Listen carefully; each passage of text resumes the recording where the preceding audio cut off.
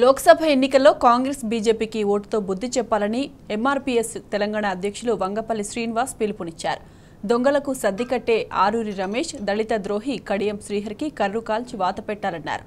Warangal BRS అభ్యర్థి సుధీర్ కుమార్ను గెలిపించి BRS అధినేత కేసీఆర్కు బలం ఇవ్వాలని కోరారు.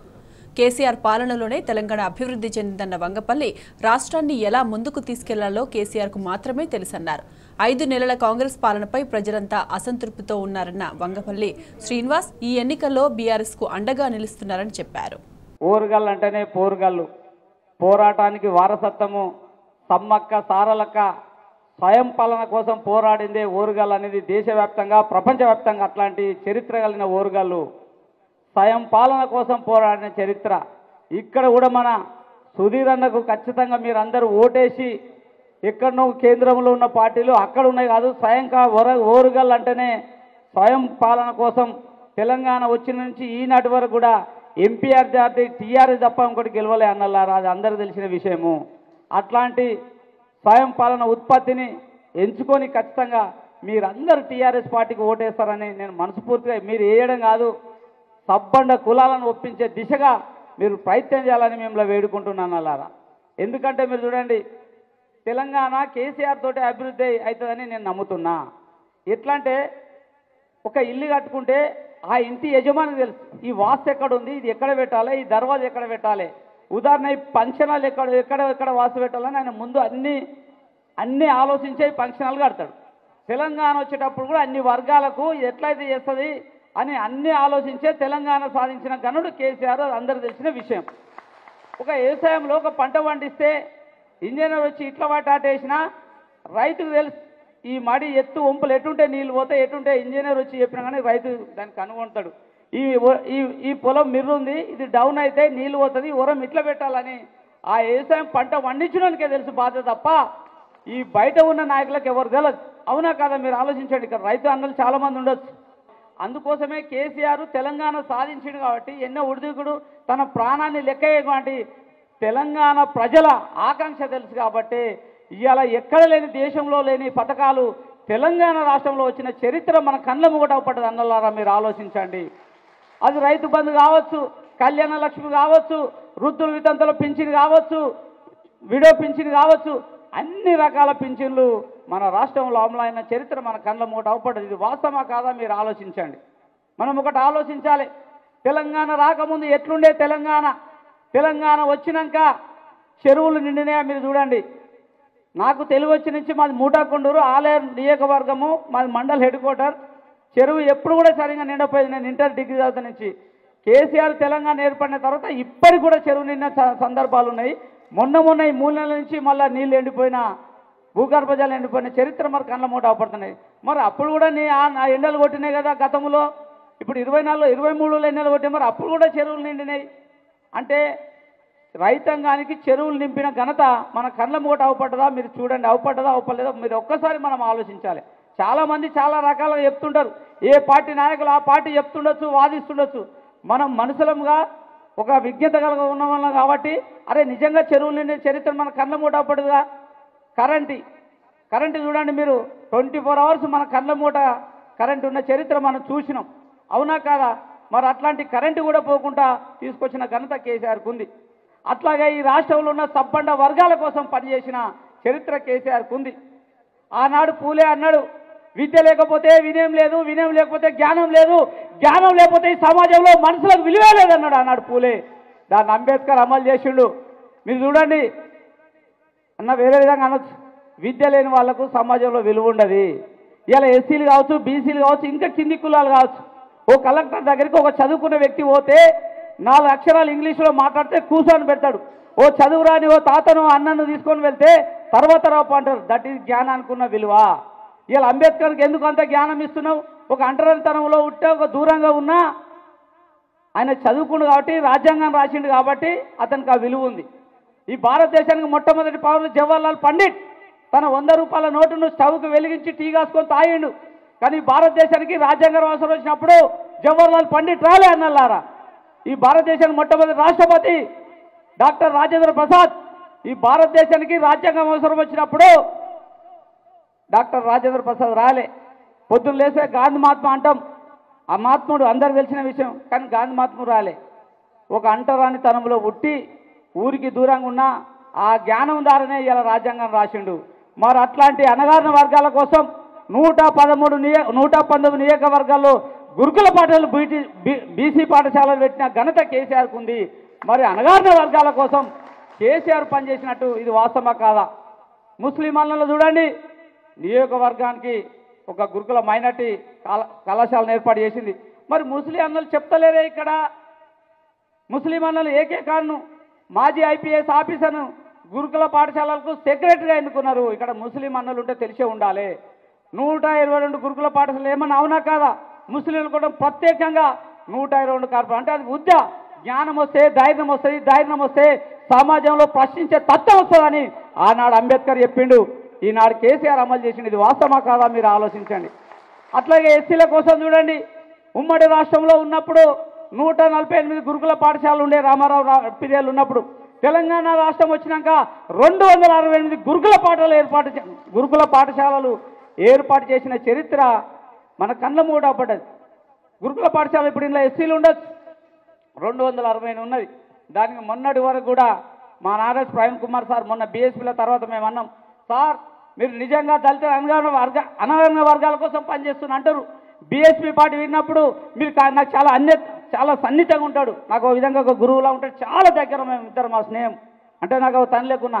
నిజంగా మీరు కాంగ్రెస్ వైపు ఫోన్ ఇచ్చి నాకు ఎప్పటికప్పుడు మాట్లాడుతున్నా, నిజంగా కేసీఆర్ మీరు గురుకుల పాఠశాలలు పైనాక సంవత్సరానికి 120,000 మంది మన ఎస్సీలు మాలమాదిగలు డెవలప్ అవుతున్నప్పుడు మీరు ఆ పార్టీ అణగారిన వర్గాల వైపు ఉంటారా ఎటువైపు ఉంటారంటే ఆయన ఏ పార్టీ ఆపరిచినా కాంగ్రెస్ ప్రభుత్వం ఉన్నా ఆయన కేసీఆర్ తోటే సాధ్యమవుతుంది విద్య కానీ ఇది కానీ బీఆర్ఎస్ పార్టీలో చేరిన చరిత్ర మన కళ్ళ మూట అవపడ్డది. అవునా కాదా ఆలోచించండి. చాలామంది అంటారు, అరే ఆయన వల్ల ఏమైందా, ఈ కేసీఆర్ వల్ల ఏమైందంటే ఇవాళ విద్యారంగంలో చాలా విలువైనది. విద్య లేకపోతే ఈ సమాజంలో మార్పు లేదన్నాడు. ఇవాళ మీరు చూడండి, ఎక్కడైనా చూడండి, బ్రాహ్మణులు కావచ్చు అన్నలు, రెడ్డన్నలు కావచ్చు అన్నలు కావచ్చు, ఎందుకు వాళ్ళు డెవలప్ అయ్యారంటే వాళ్ళు విద్యారంగంలో ముందున్నారు కాబట్టి ఆయా కులాలు అభివృద్ధిలో చెందినాయి. మీరు అమెరికా చూడండి, చదువుకున్న జాతులు ఎక్కువ ఉంటాయి, చదువుకున్న వాళ్ళు ఎక్కువ ఉన్నారు కాబట్టి ఆ దేశం అభివృద్ధిలో ముందుంటుంది. ఒక వస్తువు అమెరికాలో తయారైందంటే భారతదేశం రానికి 4 నెలలు 6 నెలలు సంవత్సరం పడుతుంది. మీరు అవునా కాదా? మరి ఇక్కడ కూడా అన్న ఇంకా అప్పర్ క్యాస్ట్ వినయన్న అపార్థం చేసుకున్న ఏ క్యాస్ట్ ఉన్నా రెడ్లు కావచ్చు ఇంకా ఎవరు కావచ్చు, వాళ్ళు చదువులో ముందుగా ఉన్నారు కాబట్టి వాళ్ళు అభివృద్ధిలో ఉన్నారు. ఇవన్నీ కేసీఆర్ గమనించిండు. అరే మా కులాలే చదువుకు ముందున్నాము, చదువుకున్న జాతులు అభివృద్ధి చెందినాయి, నా అణగారిన వర్గాలు బీసీ బిడ్డలు ముస్లిం బిడ్డలు కమ్మరి కుమ్మరి సాగలి సప్పడ్డ కులాలు ఈయన స్థితిలో ఉన్నాయి కాబట్టి గురుకుల పాఠశాలలు ఏర్పాటు చేసిన అన్నలారా, ఇది ఎప్పుడైనా మనం ఆలోచించిర్రా? మీరు చూడండి, విద్య అనేది చాలా విలువైనది. ఇలా డాక్టర్ బిఆర్ అంబేద్కర్ ఎందుకు అంటున్నాం? భారతదేశానికి రాజ్యాంగం రాసింది కాబట్టి అంబేద్కర్ పేరు ఉచ్చరించకుండా ఏ మోడీ కానీ ఎవరైనా మాట్లాడే చరిత్ర మన కన్నమోడప్పుడు. మరి అట్లాంటి నిబద్ధత నాయకుడు కాబట్టి ఇలా 125 ఎత్తైన విగ్రహాన్ని మన ట్యాంక్ బండ్ దగ్గర పెట్టిన ఘనత మన కేసీఆర్ గారు. అవునా కాదా మీరు ఆలోచించండి. గురుకుల పూలే అని అన్నాడు, పూలేని కూడా పెడతాను కూడా ప్రకటించడం జరిగింది నా బీసీ అన్నల కోసం. మరి పూలే అంబేద్కర్ గారి దేశానికి ఒక దిక్సూచిగా ఉన్నది. మరి అట్లాంటి పూలే అంబేద్కర్ ఆశయాలను ముందుకు తీసుకుపోతుంది. మనం ఎంతవరకు మీరు చూడండి, గురుకుల పాఠశాలలో నేను చదువుకున్నప్పుడు నేను ఎస్సీ హాస్టల్ దొడ్డు బియ్యం తిన్నాం. తెలంగాణ రాష్ట్రం ఏర్పడినాక కేసీఆర్ మనోడు ఏ బియ్యం తిన్నాడో, వినయ్ అన్న ఏ బియ్యం తింటుండో, సుధీర్ కుమార్ అన్న వాసుదేవరావు అన్న సన్న బియ్యం తింటుండో, గురుకుల చాట చదువుకునే పిల్లలు కూడా సన్న బియ్యం చెప్పిన చరిత్ర టీఆర్ఎస్ ప్రభుత్వం ఉంది. కాదా వాస్తవం మీరు ఆలోచించండి. ఇలా తెలంగాణ రాష్ట్రం పోయిన తర్వాత కాంగ్రెస్ ప్రభుత్వం వచ్చినాక గురుకుల పాఠశాలలో మీరు చాలామంది తల్లిదండ్రులు ఉండొచ్చు. ఒక్కసారి విద్య ఎట్లుందో మీరు గమనించండి. విద్య చదువుతలేరో మీరు ఒక ఆలోచించండి. అందుకోసం మనం బీఆర్ఎస్ పార్టీకి ఓటేయాలి. తెలంగాణ అంటేనే ఓరుగల్లునే ఒక ప్రధానంగా ఉంటుంది. ఉద్యమంలో కావచ్చు, కేసులలో కావచ్చు, ఈ దండర ఉద్యమంలో కావచ్చు, ఎక్కడైనా వరంగల్ అంటేనే పోరుగల్లనే పోరాట వారసత్వాన్ని అందుకునే మీ వరంగల్ అల్లని నేను చెప్పే అవసరం లేదన్నా, మీరే చాలా కంప్లిమెంటర్లు. మీరు ఎక్కడైనా హైదరాబాద్లో వరంగల్ అనగానే ఆఫీసర్లు కూడా అయ్యే ఓరుగల్ల వరంగల్ అని అంటారు. అంత నిబద్ధత ఉన్నది, ఉద్యమం ఉన్నది. కాబట్టి ఖచ్చితంగా ఇక్కడ ఉన్న వాళ్ళు ఒక్కొక్కరు 20 మందిని మీరు అందరు గుంపులు కాదు, నేను నా వంతుకు ఒక 100 ఓట్లు వేపిస్తానని నియోజకవర్గాల బీఆర్ఎస్ పార్టీ సుధీర్ కుమార్ అని ఎట్లా గెలవాలో చూడండి. అపజయమే విజయానికి తొలిమెట్టుగా భావించాలని ఈ సందర్భంగా గుర్తు చేస్తున్నాను అన్నారా. ఇక పోతే బీజేపీ పార్టీ, నేను అన్న టైం ఒకటే 2 నిమిషాలు క్లోజ్ చేస్తాను. బీజేపీ అంటేనే మనవాద పార్టీ, ముస్లింలపై దాడి చేస్తారు. బండి సంజయ్ ఇక్కడికి వచ్చినప్పుడు మీరు ముస్లిం అన్నలు గుర్తుండొచ్చు. మేము అధికారంలోకి వస్తే ఖచ్చితంగా మేము దాడులు చేస్తాం, మహమ్మద్ యాసులను గుంజుకుంటా అని తిరుపతిలో మాట్లాడిండు. అవునా కాదా మీరు అన్న ఆలోచించండి. బీజేపీ అంటేనే మనవాద పార్టీ. బీజేపీ చూడండి అన్ని వర్గాలను మోసం చేసిన చరిత్ర ఉంది. బీజేపీ అంటేనే మనవాదం. బీజేపీ ఏమని చెప్తుంది, అరే తెలివి కాళ్ళోళ్ళే ఉంటారు బ్యాన్లో, మామూలు వాళ్ళు ఉండరంటారు.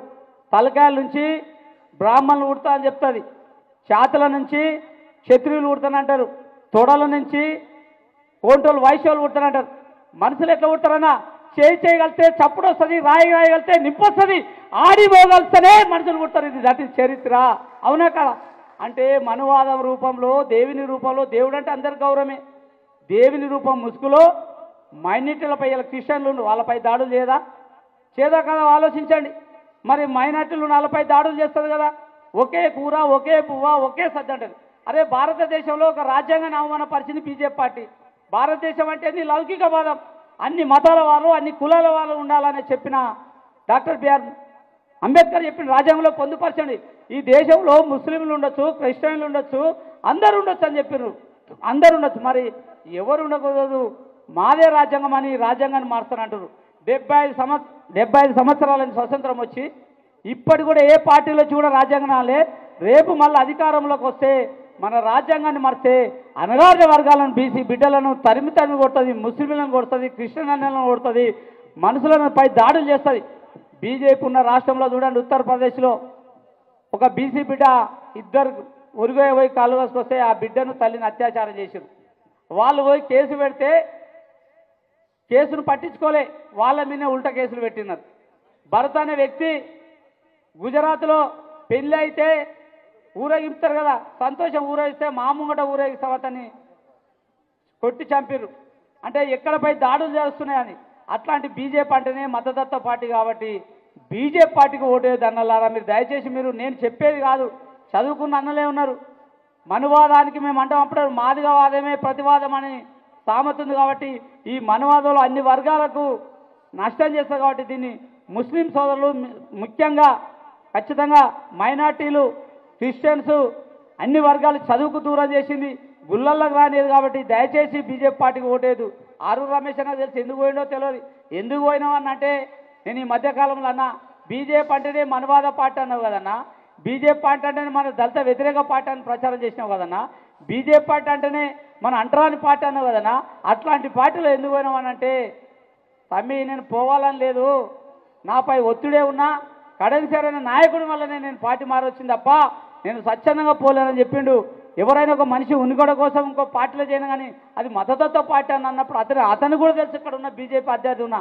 అట్లాగే చూడండి, ఎన్నో లక్షల వేల కోట్లున్నా ఆయన అందరూ రమేష్ అన్న గురించి అంటే మా కమ్యూనిటీ అని ఎందుకు చెప్పాల్సి వస్తుంటే, బీజేపీ కమ్యూనిటీలు అయినా కాలేజ్ అన్నాడు, ప్రాంతం వాడు మోసం చేస్తే ప్రాంతంలో తరివేయాలన్నాడు. కాబట్టి నువ్వు అందరు అక్కడ భూములలో ఎస్సీ ఎస్టీ బీసీలు అందరి ఆ భూములలో ఉన్న వాళ్ళందరూ కూడా డబ్బులు వసూలు చేసి ఒక ఫైనాన్సర్ అతను ఆయన ఇంట్లో ఉంటాడు. వీళ్ళందరూ పోయి బాధితులు పోయి రమేష్ అన్న దగ్గర పోయి అన్న మమ్మల్ని కాపాడంటే ఈ ప్రజలు ఉన్న సమస్యలను పట్టించుకోకుండా ఎవడైతే ఆ దోషి ఉంటాడో ఆ దోషి వచ్చి మన రమేష్ అన్న ఇంట్లో ఉంటాడు. మరి అట్లాంటి వాళ్ళకి సర్దిగట్టే విషయంలో మనం టీఆర్ఎస్ పార్టీ ఓటేస్తుందా? ఆలోచించండి. వాస్తవం నేనే, నా దగ్గరికే బీసీ బిడ్డలు మాదిగ బిడ్డలు వచ్చి రమేష్ అన్న ఆ వెంచర్ దగ్గర ఉన్నారు, ఆ వెంచర్ దగ్గర ఉన్నారు అంటే, అన్న ఈ వెంచర్ అట నీ దగ్గర ఉన్న ఒక పెద్ద బిగ్ షాట్ అన్న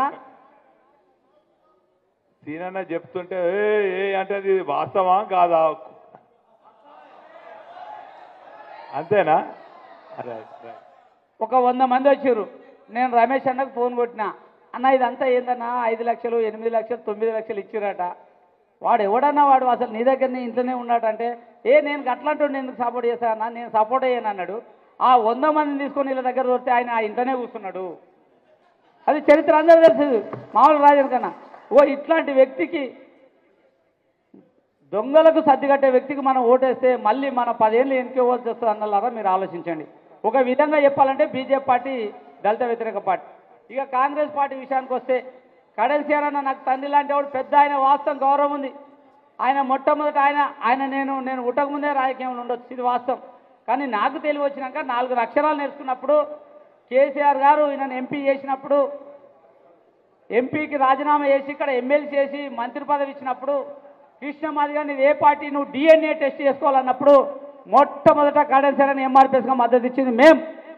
అప్పటి వరకు కడెల సీరన్న నేను మాదిగా అనుకున్నా, కాదంటే అడగాను. నేను మొన్న కూడా మాట్లాడినప్పుడు ప్రెస్ మీట్లో ఇదే చెప్పడం జరిగింది. యాదగిరి అన్న కూడా తెలుసు, ఆనాడు నేను అని చెప్పిన, అన్నా నువ్వు నిజంగా, ఇది నేను కథలు చెప్పుడు కదండి, ఇది వాస్తవం. దీని మీద ఏ చర్చకైనా కడెల సీరన్న అంటే అభిమానం గౌరవం ఉన్నా కానీ మా మాదిగల విషయంలో ఎంత అన్యాయం చేసినా అనేది ప్రజలు క్షమించారు. ఇది చరిత్రని తప్పిదము, తన స్వార్థం ఎంత స్వార్థం ఉందనడానికి నిదర్శనం మేమే. ఆనాడు కృష్ణమాదిగ నీ DNA టెస్ట్ చేసుకున్నప్పుడు, అరే మాల మాదిగల మధ్యనే విభేదం వచ్చినప్పుడు, మాలలు మాదిగలను గుర్తించినప్పుడు, మాదిగలు ఉపకులాలను గుర్తించినప్పుడు ఏం తేడుందని ప్రెస్ మీట్ పెట్టింది నేనే. ఆ ప్రెస్ ఇలా మేము అనుకోకుండా అలాంటి టీవీ ఛానల్లో 20 నిమిషాలు వచ్చింది క్వశ్చన్ అవర్స్లో కూడా. అరే ఎట్లా మాట్లాడుతున్నారు శ్రీనివాస్ గారు అని మాట్లాడినప్పుడు, అవును వర్గీకరణ విషయంలో సామాజికరణ జరిగినప్పుడు మాలలు మాదిగలను గుర్తించినప్పుడు మాదిగలు ఉపకులాలను ఎట్లా గుర్తించారన్నప్పుడు ఆయన అప్పటి వరకు మాదిగా అనుకున్నాం. దాని తర్వాత మోత్కుపల్లి నరసింహని ఎమ్మడి వాడుతుంటే నేను బైండ్లా అని చెప్పిండు. ఆయన బైండ్ల కాదని కూడా కృష్ణమాధవ్ స్టేట్మెంట్ చేయడం జరిగింది. ఈయన బైండ్లనే అన్నప్పుడు నేను సిఆర్ అన్న ఇంటికి వచ్చిన నేరుగా, అన్న నువ్వు నిజంగా బైండ్ల కులం అయితే, నిజంగా నీ కులపాలు ఎక్కడైతే బంధువులు ఉండో వాళ్ళని ఒక్కసారి ప్రెస్ మీట్కి పిలిపి అన్న నేను మాట్లాడతాను చెప్పిన.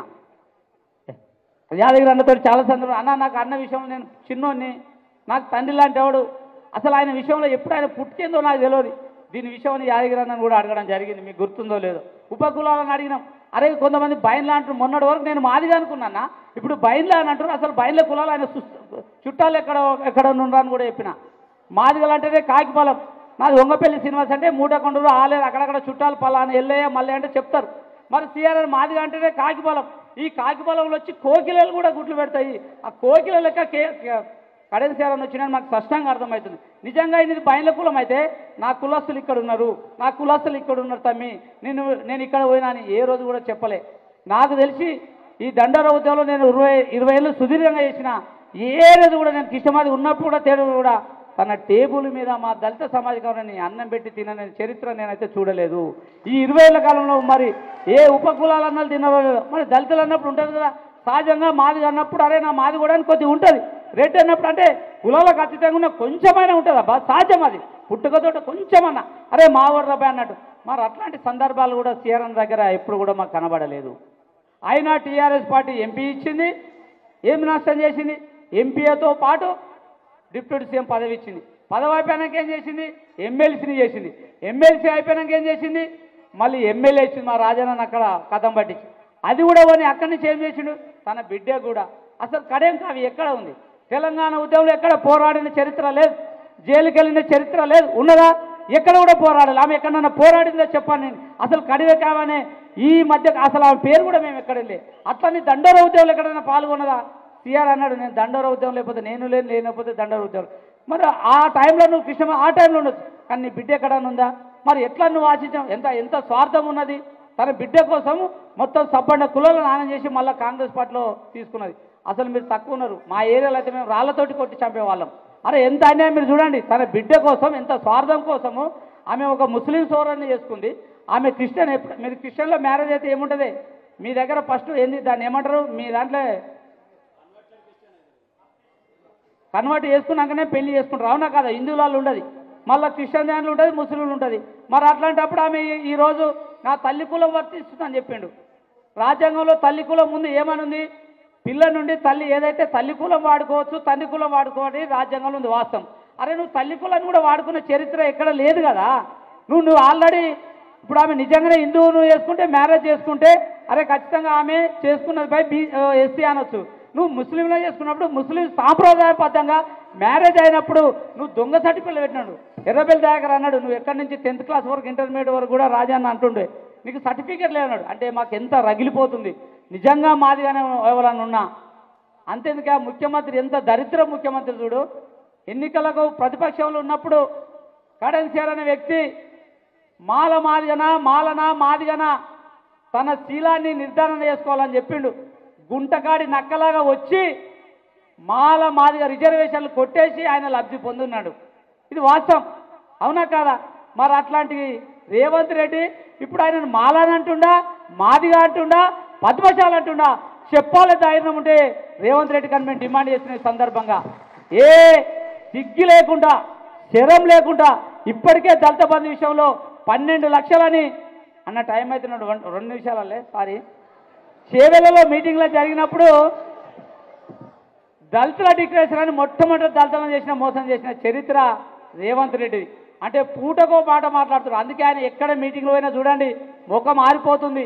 ఎవడో బయటోడు వచ్చి ఆయన కూలగొట్టాడు, ఆయన పక్కన కూలగొడతారు. ఎందుకంటే మీరు మన భువనగిరిలో వచ్చాడు, ఈయన కన్యారత్న కోమరెడ్డి అనకపోతే కోమరెడ్డి కాలు పాటి కూర్చోడానికి తెలుసు ఆ విషయం తెలుసు కాబట్టి ముఖ్యమంత్రి అంటే ముఖ్యమంత్రి అన్నట్టుంటాడు తప్ప ఆ ముఖంలో కళ లేదు, స్పష్టంగా కనబడుతుంది.